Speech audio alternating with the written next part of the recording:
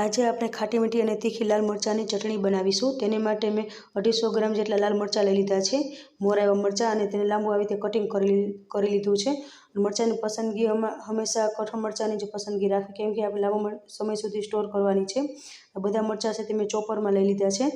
Chopper બંધ કરીને તેને ઝીણું એવું આપણે કટિંગ કરી લઈશું ચોપરથી। સરસ એવું ચોપરમાં જો કટિંગ થઈ ગયું છે, હવે તેને આપણે એક બાઉલમાં લઈ લઈશું અને તેની માટે એક મસાલો બનાવી લઈશું। 1 ચમચી જેટલી મેથી લેશું, તેને પણ થોડી બચાવી રાખશું। 1 ચમચી જેટલી વરિયાળી લેશું, 1 ચમચી જેટલું જીરું લેશું, 2 ચમચી જેટલી રાઈ લેશું અને 1 ચમચી ધાણા લેશું। તેને સરસ રીતે પીસી લેશું। સરસ એવો પાવડર આપણો બની ગયો છે, તેને સાઈડ પર મૂકી દઈએ। એક પેન લીધું છે, તેમાં 2 ચમચા જેટલું તેલ લેશું। ચટણી બનાવવા માટે હંમેશા તેલનું પ્રમાણ વધારે રાખવાનું। તેલ સરસ ગરમ થઈ ગયું છે, તેમાં આપણે મેથીના દાણા જે બચાવી રાખ્યા તે એડ કરી દઈશું। થોડીક એવી હિંગ એડ કરી દઈશું। હવે તેમાં લાલ મરચાંનું જે આપણે કટિંગ કરેલું હતું, ઝીણું ચોપ કરેલું, તે એડ કરી દઈશું। તેલમાં સરસ રીતે તેને સાતળવા દઈશું। સરસ એવું મિક્સ કરી લેવાનું છે। તેલ છૂટું પડે ત્યાં સુધી તેને સાતળવા દેવાનું છે। હવે જે આપણે મસાલો બનાવ્યો હતો પીસીને, તે એડ કરી દઈશું। બધો મસાલો એડ કરી દઈશું। સરસ રીતે મિક્સ કરી લઈશું। તેને સરસ રીતે સાતળવા દેવાનું છે।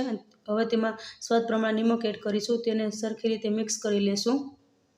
આપણી ચટણી સરસ રીતે સાતળવા લાગી ત્યાં સુધીમાં આપણે 2 ચમચી જેટલો ગોળ લેશું। તેને પણ સરસ રીતે મિક્સ કરી લેશું। અને ગોળ એડ કરવાથી આપણી ચટણી છે થોડીક ઢીલી પડશે અને સરસ એવી બનશે। હવે તેમાં આપણે વરિયાળી એડ કરવાની છે, તેનાથી સ્વાદ પણ સરસ એવો આવે છે, તેથી વરિયાળી જરૂરથી એડ કરવી। તેને સરસ રીતે મિક્સ કરી લેશું। હવે આ ચટણી આપણે સ્ટોર કરવાની છે, તેની માટે એક લીંબુ લીધો છે રસ કાઢેલો, તે એડ કરી દઈશું।